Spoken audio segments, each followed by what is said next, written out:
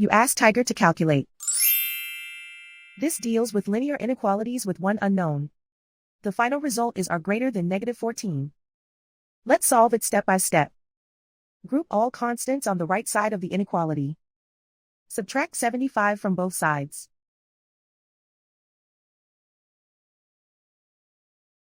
Simplify the arithmetic.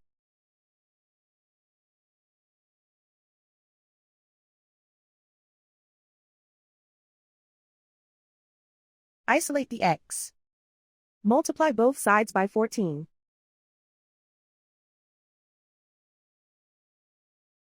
Group like terms.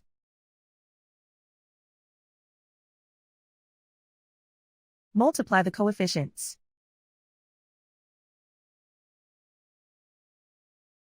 Simplify the fraction.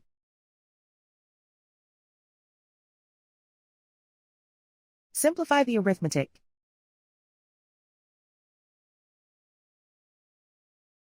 Plot the solution on a coordinate grid. And so the final result is r greater than -14.